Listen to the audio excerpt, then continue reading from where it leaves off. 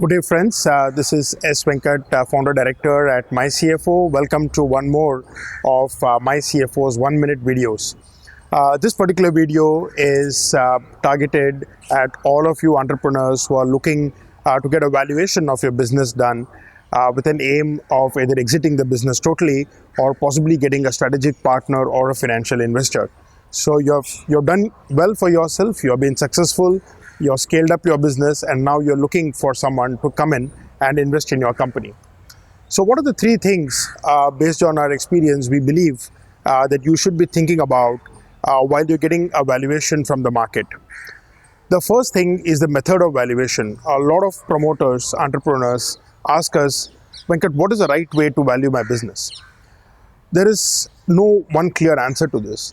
But the good part is if you talk to any chartered accountant, you talk to any valuation firm, they'll be able to tell you that there are probably 4 or 5 methods based on which a valuation of the firm can be done.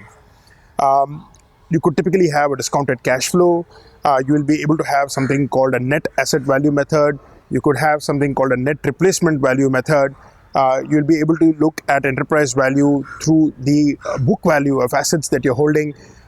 So these are different methods, and it's also quite possible that some valuers would take a weighted average of one or more of these methods of valuation. Do not get too worried if different valuation firms provide different valuations to your business. As you probably know already, valuation is really more of an art than a science, right? So the answer to the question on what is the right way to value your business, you probably have as many answers as the number of professionals that you reach out to. Second, how do I know that the value that I'm negotiating with my investors is the right value at which I should be letting go of the business? Now, the one thing that we all need to recognize as entrepreneurs and promoters is that because it's a business that we have built through our sweat and toil, valuation and particularly exit is an extremely emotive decision. This is more emotional than objective, and whether we like it or not, that's not really going to undergo a change.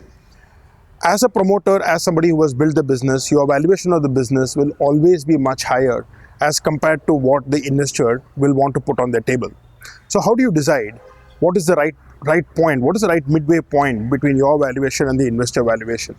The simple litmus test that I like to adopt is to check with the promoter or entrepreneur that if we were to just reverse roles and if you were to be the investor just for a few minutes, would you be willing to put your money? Would you be willing to put the money of your close friends and family into the business at the valuation that you're expecting from the investor? Normally, an honest answer to that question will tell you what is the right level of valuation at which you will be able to close the deal.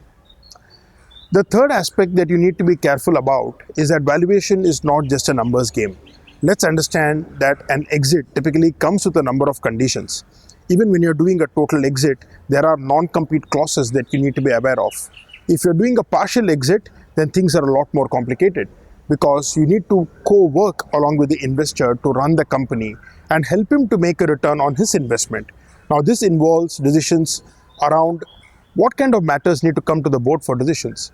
What kind of matters are reserved only for the promoters to take a call? What happens if there is a need for further capital infusion in the company? Is it possible that only one partner gets diluted out? What happens if the business does not generate enough returns? What are the rights the investor gets to drag you along and force you to sell your stake to somebody else? When you think about an exit, don't just think about it from the prism or the lens of valuations or monetary parameters alone. There are several non-monetary, non-financial implications of an exit that you've got to be extremely careful about.